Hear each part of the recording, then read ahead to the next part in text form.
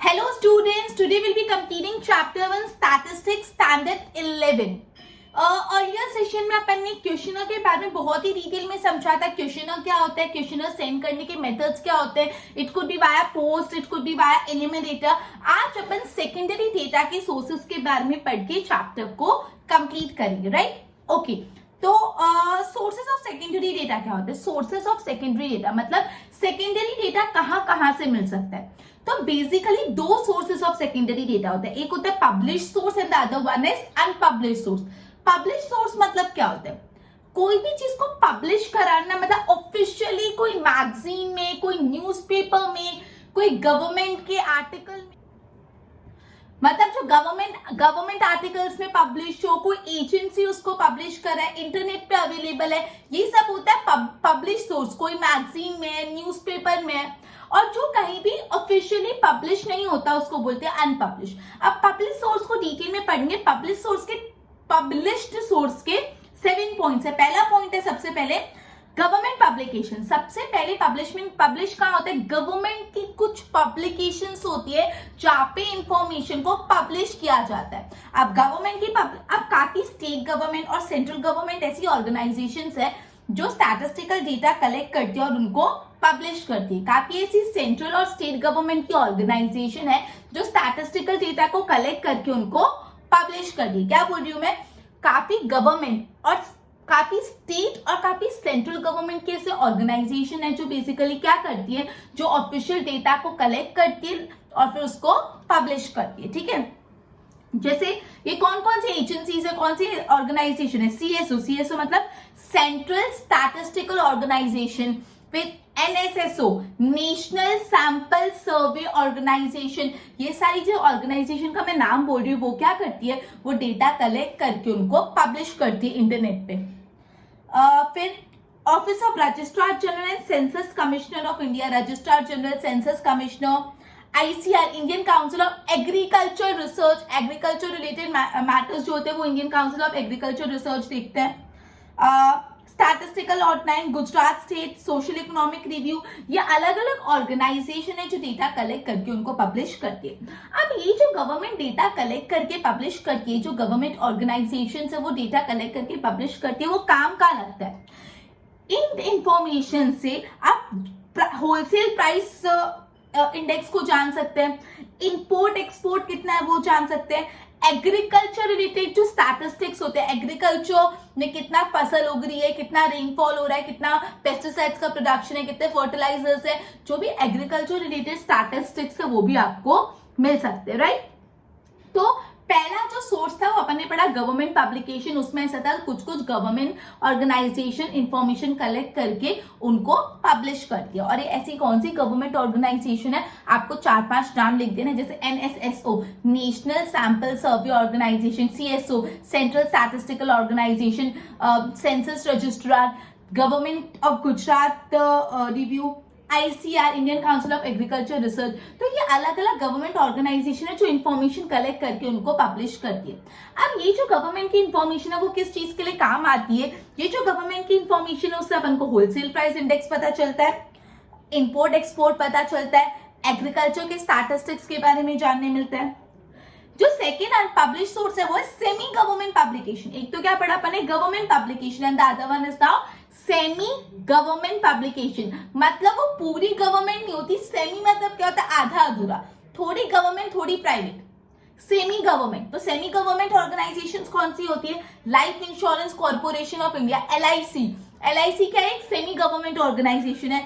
State electricity board, ये सारे अलग अलग ऑर्गेनाइजेशन है, सेमी गवर्नमेंट ऑर्गेनाइजेशन है जो इंपॉर्टेंट डेटा को पब्लिश करते हैं। पहला government organisation and the other one is semi government organisation. Semi government organisation मतलब life insurance corporation of India, state electricity board. अब इंटरनेशनल पब्लिकेशन, इंटरनेशनल मतलब सिर्फ इंडिया तक सीमित नहीं, पूरे वर्ल्ड में सीमित है इंटरनेशनल पब्लिकेशन। इंटरनेशनल पब्लिकेशन कौन सी ऑर्गेनाइजेशन करती है? जैसे IMO international monetary fund, ILO international labour organisation, ये अलग अलग इंटरनेशनल, जैसे UNO united nations, UNO united nation organisation, ये अलग अलग इंटरनेशनल ऑर्गेनाइजेशन जो इंपॉर्टेंट डेटा को अगेन पब्लिश करती है। ठीक है। इंटरनेशनल ऑर्गेनाइजेशन कौन सी? ILO, IMO, यूएनओ का full form united nation organisation, IMF का full form international monetary fund, ILO का international labour organisation.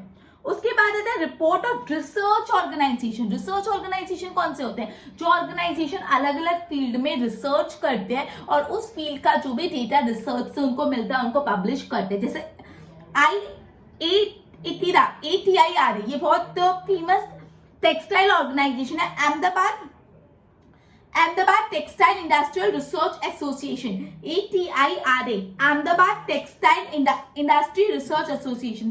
PRL, physical research laboratory, then Ahmedabad salt and marine research organisation, institute of economic growth. ये अलग अलग research organisation है जो data को collect करके publish करते हैं। तो पहला पढ़ा government organisation, then semi government organisation, then international organisation and then research institutes. उसके बाद आ जाता है local self government, autonomous educational institute, municipal corporation, जिला पंचायत, एग्रीकल्चर के रिलेटेड यूनिवर्सिटी, ये सब। उसके बाद है publication of business and commerce organisation. कुछ ऑर्गेनाइजेशन बिजनेस और कॉमर्स की होती है, बिजनेस रिलेटेड ऑर्गेनाइजेशन, जैसे institute of chartered accountant of India. जो भी चार्टर्ड अकाउंटेंट्स का इंस्टीट्यूट है वो हमेशा चार्टर्ड अकाउंटेंसी के जनरल इशू करते हैं। उसमें चार्टर्ड अकाउंटेंसी रिलेटेड जो भी मैटर्स होते हैं, जो भी प्रोग्रेसेस हो रही होती है, कौन प्रेसिडेंट बना ICI का, अलग अलग चीजें, कौन कौन से उन्होंने इवेंट ऑर्गेनाइज किए, कुछ इंपॉर्टेंट फाइनेंशियल डेटा, ये सब अपने जर्नल में पब्लिश करती। तो जैसे ये क्या हो गया? Business and commerce organisation. तो ये बिजनेस एंड कॉमर्स ऑर्गेनाइजेशन में इंफॉर्मेशन पब्लिश करती है। मैंने एक एग्जांपल बोला ICI जो जनरल इशू करती है, ठीक है।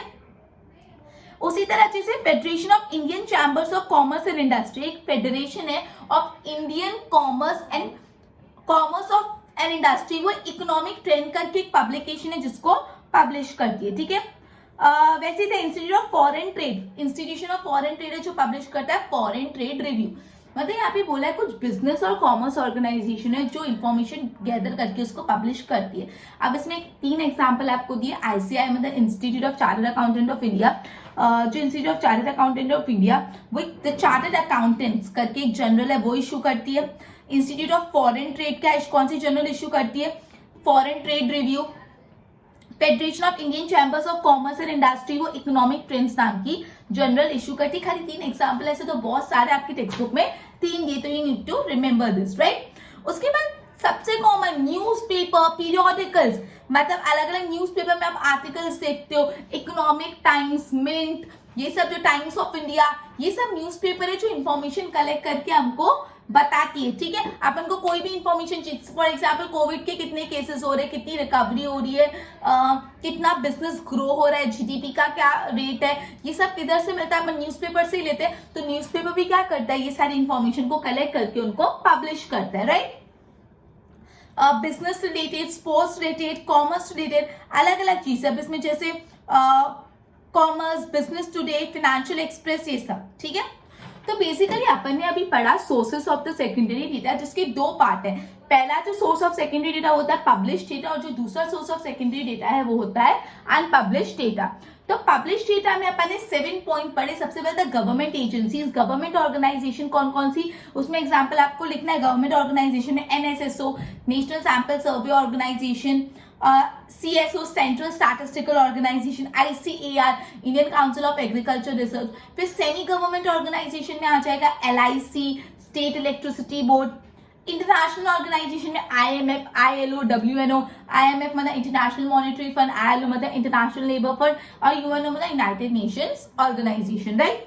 उसके बाद report of research institute, research में ATIRA, Ahmedabad textile industrial research association, PRL, physical laboratory, research laboratory, ये सब, ठीक है। फिर कुछ लोकल सेल्फ गवर्नमेंट और म्यूनिसिपैलिटी, जिला पंचायत।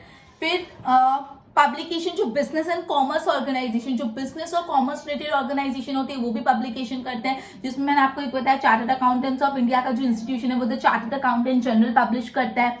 उसी तरह जो भी फॉरेन ट्रेड का इंस्टीट्यूशन है वो फॉरेन ट्रेड रिव्यू करके एक जर्नल इशू करता है।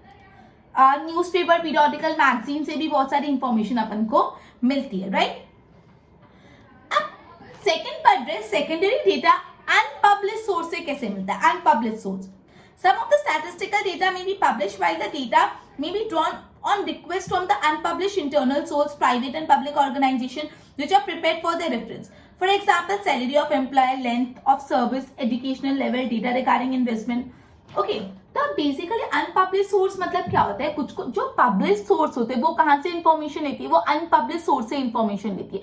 मतलब जो इंटरनल इंफॉर्मेशन होती है जो अंदर अंदर मिल जाती है और वो इंफॉर्मेशन वो पब्लिश सोर्स वाले इंस्टीट्यूशन को प्रोवाइड कर सकते हैं. तो बेसिकली दो टाइप के थे, publish source and unpublish source. Okay, next answer करने से पहले एक बार मैं बोर्ड से गो थ्रू करवा देती हूँ. ठीक है, बोर्ड पे ध्यान देना. तो सोर्सेज ऑफ सेकेंडरी डेटा है पब्लिश और दूसरा अनपब्लिश. पब्लिश सोर्स में government publication, the number of central and state government organisation which collect statistical data and publish their finding in the internet for the public. Some government publishers provide data on regular and periodical basis. कुछ ऐसे government publishers है जो data आपको regular basis पे या कुछ period basis पे मतलब मंथली प्रोवाइड करते हैं, क्वार्टरली या ईयरली या 6 मंथली अलग अलग बेसिस पे प्रोवाइड करते हैं. जैसे CSO central statistical organisation, NSSO national sample survey organisation, ICAR Indian council of agriculture research. फिर पब्लिश ये जो गवर्नमेंट डेटा है उससे क्या पता चलता है, होलसेल प्राइस इंडेक्स पता चलता है, इंपोर्ट एक्सपोर्ट के बारे में, एग्रीकल्चर स्टैटिस्टिक्स, इन सब के बारे में पता चलता है. सेमी गवर्नमेंट पब्लिकेशन में life insurance corporation, state electricity board. International में 3 अपन ने पढ़े, UNO, IMF और ILO. Reports of research institution में इतिरा पढ़ा, Ahmedabad textile industrial research association, PRL, physical research laboratory, अलग अलग रिसर्च लेबोरेटरी है. Local self government, publication of business and commerce organisation, business and commerce organisation में जो अपन ने institute of chartered accountant के बारे में पढ़ा, फॉरेन ट्रेड के बारे में पढ़ा. और लास्ट में newspapers and periodicals, economic time, financial express, ये सब. ठीक है, तो ये अपना था पब्लिश सोर्स. ठीक है, और अनपब्लिश सोर्स भी मैंने आपको समझाया. अपन नेक्स्ट आंसर करते, एक बार इसके नोट्स बनाओ.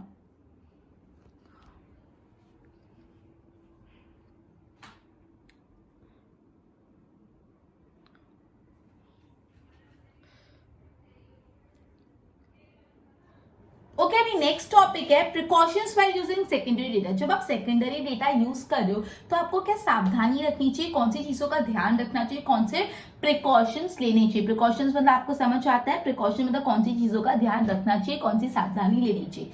सबसे पहला बात, जब भी आप सेकेंडरी डेटा यूज कर रहे हो तो आप वेरीफाई करो कि वो डेटा पहले किसने कलेक्ट किया. आपको पता है secondary data first hand information नहीं होती, ऑलरेडी किसी ने कलेक्ट करे और फिर आप उससे ले लो. जैसे मैंने आपको बताया, अगर आपको कोई पर्टिकुलर विलेज के फार्मर्स की कंडीशन जाननी है तो सेकेंडरी डेटा में आप क्या करोगे, वहां के तलाती से डायरेक्ट बात कर लोगे. तो आपको जानना पड़ेगा कि तलाती ने कहां से कैसे इन्फॉर्मेशन कलेक्ट की है, तो किसने इन्फॉर्मेशन कलेक्ट की है, कैसे इन्फॉर्मेशन कलेक्ट की है, वो जानना बहुत जरूरी है. यूजुअली जो प्राइवेट ऑर्गेनाइजेशंस होती है, अगर प्राइवेट ऑर्गेनाइजेशन से जो आप डेटा लेते हो वो कंपैरेटिवली कम रिलायबल होता है, बिकॉज जो प्राइवेट ऑर्गेनाइजेशन है अपने काम के रिलेटेड डेटा कलेक्ट करती है, तो मे बी उनका काम और अपना काम मैच नहीं और अपन को जो डेटा मिले वो रिलायबल नहीं हो. तो सबसे पहली बात बोले, जब भी आप सेकेंडरी डेटा कलेक्ट करो तो आप वेरीफाई कर लो कि किसने डेटा कलेक्ट करा है, who has collected the data and how data is collected, और कैसे डेटा कलेक्ट करा है. और ऐसा एडवाइजेबल है जो प्राइवेट ऑर्गेनाइजेशन है यूजुअली उसका डेटा आप यूज कम करो. ठीक है, बिकॉज जो प्राइवेट ऑर्गेनाइजेशन अपनी आइडियोलॉजीज के हिसाब से डेटा कलेक्ट करती है. उसके बाद जो आपका purpose of collecting data must be relevant to the purpose of study. आप जिस पर्पस से डेटा कलेक्ट कर रहे हो वो पर्पस आपके जो इन्वेस्टिगेशन की स्टडी है उसके लिए रिलेवेंट होना चाहिए. ऐसा नहीं कि आपकी इन्वेस्टिगेशन के लिए कोई चीज रिलेवेंट ही नहीं है तो भी आप कलेक्ट कर रहे हो. तो जो भी purpose of collecting data it should be relevant with the study. जो भी आपका पर्पस है it should be relevant with your study. जो भी आप डेटा कलेक्ट करो वो बहुत पुराना नहीं होना चाहिए. आप करंट डेटा पे काम करो, रिसेंट डेटा पे काम करो, करंट टाइम पीरियड के डेटा के, जैसे गोल्ड के प्राइस, पेट्रोल के प्राइस जाना, तो ऐसे ना आप आज से 2 साल पहले किसी ने गोल्ड के प्राइस पता है और आपको तो पता है गोल्ड के प्राइस कैसे बदलते हैं. तो जो बहुत पुराना डेटा है, बहुत ओल्ड डेटा है, वो अवॉइड करो यूज करना. ठीक है, बहुत ओल्ड डेटा मत यूज करो. यूजुअली आप रिसेंट करंट टाइम पीरियड का डेटा यूज करना ज्यादा प्रेफर करो. समझ आया? अब जब भी आप सेकेंडरी डेटा यूज करो उससे पहले आप देख लो स्कोप ऑफ द डेटा क्या है, region from which the data is collected. जिस इंसान ने आपसे पहले डेटा कलेक्ट करा है उस इंसान के माइंड में क्या स्कोप होगी, किस रीजन से उसने कलेक्ट करा है, और उस डेटा में जो टिपिकल टर्म यूज करो, उसकी डेफिनेशंस क्या है, ये चीजों को क्लैरिफाई कर लो। मतलब जब सेकेंडरी डेटा यूज कर रहे हो उससे पहले आप ये क्लैरिफाई करो कि जिसने भी डेटा कलेक्ट करा है वो इंसान के माइंड में स्कोप ऑफ द डेटा कितना था, किस लेवल पे उसने डेटा कलेक्ट करा है, किस पर्पज से उसने डेटा कलेक्ट करा है, किसने डेटा कलेक्ट करा है, और अगर कुछ ऐसे वर्ड्स है जिसका मीनिंग आपको नहीं पता तो वो वर्ड्स का मीनिंग भी जान लो। एस्टिमेटेड डेटा को यूज करना अवॉइड करो, avoid the direct use of estimated data, because estimated data में कभी कभी एस्टिमेट मतलब क्या होता है, अंदाजा। तो जो भी एस्टिमेटेड डेटा होता है उसको यूज करना अवॉइड करो, बिकॉज कभी कभी एस्टिमेशन में प्रॉब्लम हो जाती है और आपका डेटा अनरिलायबल बन सकता है। और लास्ट में जिसने भी डेटा कलेक्ट करा है उसने किस मेथड से कलेक्ट करा है ये जान लो। जिसने भी डेटा कलेक्ट करा है उसने किस मेथड से कलेक्ट करा है ये जानो। The method of collecting the data आपको पता होना चाहिए। अगर आपको मेथड पता होगा तो आपको पता चलेगा कि उसके फायदे और नुकसान क्या है। तो बेसिकली यहाँ पे 6 पॉइंट्स है या 6 प्रिकॉशन है which should be taken while using a secondary data. तो सबसे पहला precaution while using the secondary data यही है कि फर्स्ट एंड फॉरमोस्ट थिंग्स ये है कि जब भी आप सेकेंडरी डेटा यूज करो तो आप वेरीफाई कर लो who has collected data and for what purpose data is collected, किसने डेटा कलेक्ट करा है और कहां से data, from where the data is collected. Usually जो प्राइवेट ऑर्गेनाइजेशन का डेटा होता है वो कम रिलायबल होता है तो उसको यूज करना अवॉइड करो। उसके बाद जो आपका purpose of the data should be relevant with the study, आपका डेटा का पर्पस आपकी स्टडी से रिलेवेंट होना चाहिए। और जो भी आप डेटा कलेक्ट करो it should not be too old, बहुत पुराना डेटा नहीं होना चाहिए। It should be relevant with current time period के लिए रिलेवेंट होना चाहिए। सेकेंडरी डेटा यूज करने से पहले उसके स्कोप के बारे में जान लो, कहां से वो कलेक्ट हुआ है वो जान लो, और जो भी कुछ डेफिनेशन है उसको क्लैरिफाई कर लो। एस्टिमेटेड डेटा का यूज करना अवॉइड करो। Method of the collecting data आपको पता होनी चाहिए जिससे आपको उसके एडवांटेज और डिसएडवांटेज पता चल जाए। तो बेसिकली आज अपन ने ये पढ़ा सोर्सेस ऑफ सेकेंडरी डेटा क्या है। सोर्सेस ऑफ सेकेंडरी डेटा 2 है, पहला है publish source and the other one is unpublish source. Unpublish source में ज्यादा डिटेलिंग नहीं है। पब्लिश सोर्स में कौन कौन से पब्लिश सोर्स है वो पता है। पहला अपन ने पढ़ा गवर्नमेंट ऑर्गेनाइजेशन, फिर सेमी गवर्नमेंट ऑर्गेनाइजेशन, फिर इंटरनेशनल ऑर्गेनाइजेशन, फिर अपन ने पढ़ा रिसर्च ऑर्गेनाइजेशन, फिर कुछ अदर म्यूनिसिपैलिटी, जिला पंचायत, फिर business and commerce organisations and last में न्यूज़पेपर्स एंड मैगजीन्स। ठीक है, फिर अपन ने पढ़ा व्हाट आर द प्रिकॉशन जो हमको रखना चाहिए while using a secondary data. तो precaution while using secondary data में पहला था किसने डेटा कलेक्ट किया है, कहां से डेटा कलेक्ट करा है वो जान लो। उसके बाद जो डेटा है purpose of the data should be relevant to the study. उसके बाद अपन ने ये पढ़ा डेटा बहुत पुराना नहीं होना चाहिए, टू ओल्ड डेटा नहीं होना चाहिए। स्कोप क्लैरिफाई कर लो, डेफिनेशन क्लैरिफाई कर लो। एस्टिमेटेड डेटा का यूज अवॉइड करो और आप ये जान लो कि कौन से मेथड से डेटा कलेक्ट करें जिससे आपको उसके एडवांटेज और डिसएडवांटेजेस पता चल जाए। ठीक है, तो एक बार मैं बोर्ड से गो थ्रू करूंगी। Secondary data, verify who has collected the data, from where the data is collected. जो प्राइवेट रिकॉर्ड्स है वो कंपैरेटिवली कम रिलायबल होते हैं। Purpose of collecting data relevant to the purpose of study, जो भी डेटा कलेक्ट करना का पर्पस है it should be relevant to the purpose of study. It should not be too old, मैंने टू ओल्ड लिख के कट किया मतलब बहुत पुराना नहीं होना चाहिए। And it should be relevant with the current time period. Scope of data, region from where data is collected, definition of terms should in the data should be ascertain. Data का scope, कहां से वो collect हुआ है, definitions को clear कर दो। Direct use of estimated data should be avoided. अगर कोई एस्टिमेट पे डेटा है तो उसको अवॉइड करो बिकॉज एस्टिमेशन जो होता है कभी कभी गलत हो सकता है। And method of collecting data should be known, आप किस मेथड से डेटा कलेक्ट हो रहा है वो आपको पता होना चाहिए। ठीक है, तो एक बार इसके नोट्स बना लो।